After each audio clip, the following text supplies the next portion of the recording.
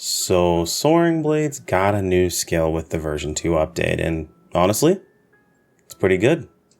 Well, what is going on YouTube? Chrono here, and welcome back to the channel. Today, we're going to talk about the new Soaring Blades skill that we got with the version 2 update and my thoughts behind it. If you guys are new here, like I said, I'm Chrono. I primarily cover PSO2 content. Would much appreciate to subscribe as we work our way towards that 10K mark, hopefully by the end of this year. Anyway, let's go ahead and jump into this. Post-edit Chrono here, just wanted to make a quick little note. This video is being recorded a bit differently, so if I sound a bit different, apologies. I'm trying to make sure things sound almost exactly the same as they usually do, but I can't exactly guarantee that's the case. Also, the footage you're seeing in the background is just a random recording of me just messing around with the skill itself. I was doing a bunch of things in between, so I wouldn't take what you see on screen as like, this is how you should absolutely play. I was just messing around and wanted to have something cool for you guys to look at while I was just doing a bit of talking instead of my usual character sitting on screen. So anyway, back to the video. So I don't want to make this video too long because there's a lot we can discuss when it comes to this new skill and my thoughts overall on the version 2 update for Bouncer. So I'm mostly going to hit you guys with a short version. Expect a fairly short video, at least by my comparisons. So in the version 2 update, Soaring Blades was one of 3 weapons that got a new skill. It got a sidestep counter alternation, basically is what it's called. Essentially what it does is it has you rush your target and deal damage to them. Basically almost like a blink directly on a specific point on the target, like a chase, if you're similar with the dagger skill. Kind of like that, but it feels like it's substantially faster. I feel like I snapped my targets, and then you just hit the target with your normal attack. Now, the skill doesn't read that it provides any increase in damage whatsoever. I can't say that I've seen a substantial increase in damage, though. I mean, realistically speaking, I've just been messing around with the skill. I don't look that hard at numbers. It's not like it's something easy that you can see in game itself. And I'm just going to go ahead and opt to wait for, the numbers guys to grab frame data and DPS values and let us know if anything is actually changed. Since increasing potency is not the only way that damage increases, we also have things like, of course, speed and so on and so forth. Frame data is important. So we'll find out about that in the future. But as it stands right now, I don't know that this increases any actual damage. Just potency outright. If anything, it might just be like a smaller amount of frames to complete the actual counter, which would increase your overall DPS. So, thoughts on the skill.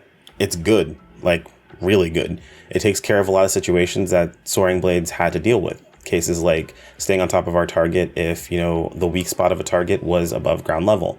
A target like AMS, where we were jumping in between step counters. Essentially, if you had to step counter on AMS, you were attacking its weak spot on its chest. You would step counter something he was doing, and then you would immediately need to jump after the step counter to then continue your attack, or you'd be attacking his legs while he's in his armored form. Or let's say we're fighting something like Didal, and against Didal, a lot of times people like to attack his back and his chest. So if you're in like a group, people are putting the weak spot or the blight bullet on the chest or on the back. You're having to be in the air, of course, to hit that weak spot. And then, if you step counter, you fall down a bit lower. You're not always close enough to be able to like encore jump off of the target to then be able to get back up to height. And it's a huge mess. Now, if we step counter, we're right back where we were beforehand, and we can keep dealing damage very, very easily. There's a couple of other targets and other examples, but the short version is that now we can just stay on top of our target, even in aerial situations, and it's really, really comfortable. So what's the downside? What's the but situation? Well, the downside is this doesn't actually change anything with the issues I had with Soaring Blades. Much like Pinion Blade being added onto Soaring Blades in the last patch that we had, this time they've added in a good skill, but they haven't addressed my major issue when it comes to Soaring Blades. Our block still sucks. Now, I already know that some of you guys that are going into the comments saying, but it does so much damage. I'm not saying it doesn't. I'm not saying its damage is bad. I'm saying how it feels to play the weapon using that block sucks. And if you guys have been around my channel, you guys have heard me talk about this multiple times, so I'm not going to harp on it. We can definitely have a discussion video talking about that in the future. So, hey, let me know in the comments if you guys really want to hear about my issues overall with, Soaring Blades as a weapon and why I feel the way I do about the block. But as far as this new skill goes, awesome. Funny enough, I think out of the 3 weapons that got this alternation, we are the primary ones that actually see the most use out of it. Sword, you've got Avenger as well as your weapon action counter that you would normally use, and Knuckles, you have Sway.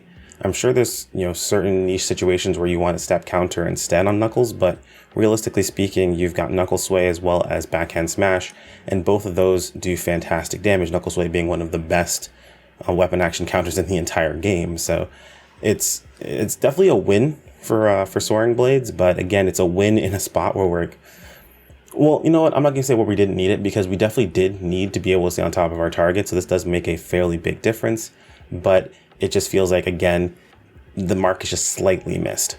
At least this time around, the new skill being added in does address an issue we had with the weapon. So kudos, it's a win for me. But that's really about it. That's all I have to say about it. Let me know how you guys feel in the comments below. Like if you guys enjoyed the video, subscribe when you keep up with more. Let me know realistically what you guys thought about your new skills being added in. I know some classes are better than others. Braver's Katana new skill, yikes. But anyway, guys, take care. Peace out.